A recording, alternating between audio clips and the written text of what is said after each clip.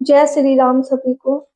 कल से हमने रामचरितमानस का पाठ स्टार्ट किया था और हम फर्स्ट दोहे तक हमने कंप्लीट किया था। आज उससे आगे पढ़ते हैं।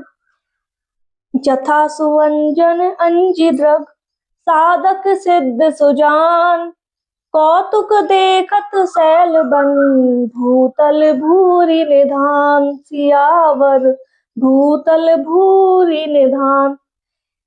जैसे सिद्ध जनों को नेत्रों में लगाकर साधक सिद्ध और सुजान पर्वतों, वनों और पृथ्वी के अंदर कौतुक से ही बहुत सी खाने देखते हैं।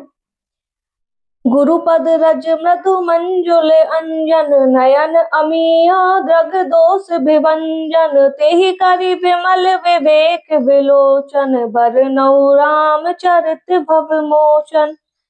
श्री गुरु महाराज के चरणों की रज कमल और सुंदर नैनामृत अंजन है, जो नेत्रों के दोषों को नाश करने वाला है।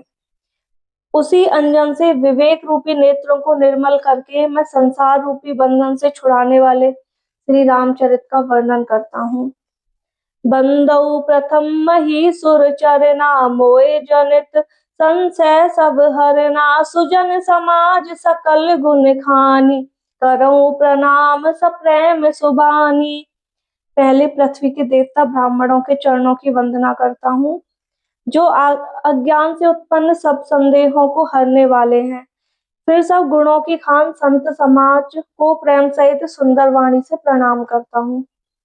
साधु चरित शुभ चरित कपासु, निरस विशद गुण में फल जासु।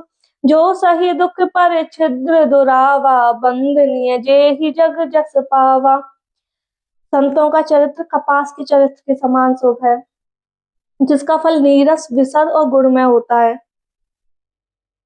जैसे कपास की डोरी नीरस होती है, संत चरित्र में भी विषया शक्ति नहीं है, इससे वह भी नीरस है। कपास उज्जवल होता है, संत हृदय भी अज्ञान और पाप रूपी अंधकार से रहित होता है, इसलिए वह विशद है। और कपास में गुण होते हैं, इस प्रकार संत का चरित्र भी सद्गुणों का भंडार होता है, इसलिए वह गुणमय है। मुद मंगल में संत समाजू, जो जग जंगम तीरथ राजू। राम भक्ति जय सुर सरिधारा, सरसई ब्रह्म विचार प्रचारा। संतों का समाज आनंद और कल्याण में है, जो जगत में चलता फिरता तीर्थराज है, जहाँ राम भक्ति रूपी गंगा जी की धारा है और ब्रह्म विचार का प्रचार सरस्वती जी हैं। विधि निषेध में कलिमल हरिणी, करम कथा रविनंदन वरिणी। हरिहर कथा विराजति बैनी, सुनत सकल मुद मंगल देनी। विधि और निषेध रूपी कर्मों की तथा कलयुग के पापों को हरने वाली सूर्य तनया यमुना जी हैं, और भगवान विष्णु और शंकर जी की कथाएं त्रिवेणी रूप से सुशोभित हैं, जो सुनते ही सब आनंद और कल्याणों को देने वाली हैं। बटु विश्वास अचल निज धर्मा, तीरथ राज समाज सुकर्मा। सबई सुलभ सब दिन सब देसा, सेवत सादर समन कलेसा। अपने धर्म में जो अटल विश्वास है, वह अक्षय वट है, और शुभ कर्म ही उस तीर्थराज का समाज है। वह सब देशों में सब समय सभी को सहज में ही प्राप्त हो सकता है, और आदर पूर्वक सेवक करने से कलेशों को नष्ट करने वाला है। अखत अलौकिक तीर्थ राउ, देई सद फल प्रगट प्रभाऊ। वह तीर्थराज अलौकिक और अकथनीय है एवं तत्काल फल देने वाला है, उसका प्रभाव प्रत्यक्ष है। सुनि समझई जन मुदित मन, मज्जहि अति अनुराग। लहई चारि फल अछत तनु, साधु समाज प्रियाग। सियावर साधु समाज प्रियाग। जो मनुष्य इस संत समाज रूपी तीर्थराज का प्रभाव प्रसन्न मन से सुनते और समझते हैं, और फिर अत्यंत प्रेम पूर्वक इसमें गोते लगाते हैं, वे इस शरीर के रहते ही धर्म अर्थ काम मोक्ष चारों फल पा जाते हैं। मज्जन फल पेखिय तत्काला, काक होई पिक बकऊ मराला। सुनी अचरज करे जन कोई, सत्संगति महिमा नहीं गोई। इस तीर्थराज में स्नान का फल तत्काल ऐसा देखने में आता है, और कोई कोयल बन जाते हैं, बगुले हंस। यह सुनकर कोई आश्चर्य ना करे, क्योंकि सत्संग की महिमा छिपी नहीं है।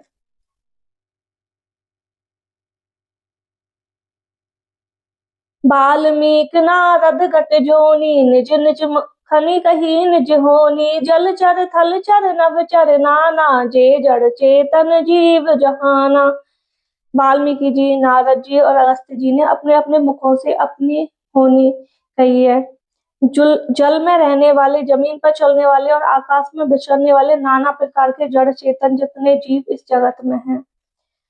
मति की रति गति भूत बुलाई, जब जही जतन जहां जही पाई। जो सो जानब सतसंग प्रभाऊ, लोग कहु वेद नान उपाऊ। उनमें से जिसने जिस समय जहां कहीं भी जिस किसी यत्न से बुद्धि कीर्ति सदगति विभूति और भलाई पाई है, सो सब सत्संग का ही प्रभाव समझना चाहिए। वेदों में और लोक में इनकी प्राप्ति का दूसरा कोई उपाय नहीं है।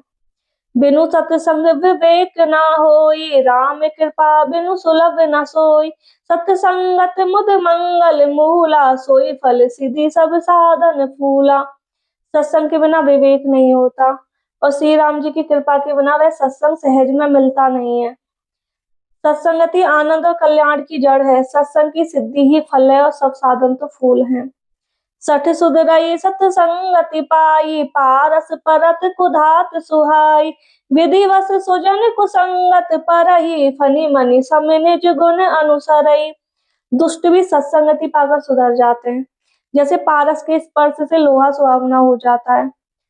किंतु देवयोग यदि कभी सज्जन कुसंगतियों में पड़ जाते हैं तो भी वे वहां भी सांप की मड़ी के समान अपने गुणों का अनुसरण करते हैं। अर्थात जिस प्रकार सांप का संसर्ग पाकर भी मणि उसके विष को ग्रहण नहीं करती तथा अपने सहज गुण प्रकाश को नहीं छोड़ती, उसी प्रकार साधु पुरुष दुष्ट के संगम में भी रहकर दूसरों को प्रकाश ही देते हैं। दुष्टों का उन पर कोई प्रभाव नहीं होता।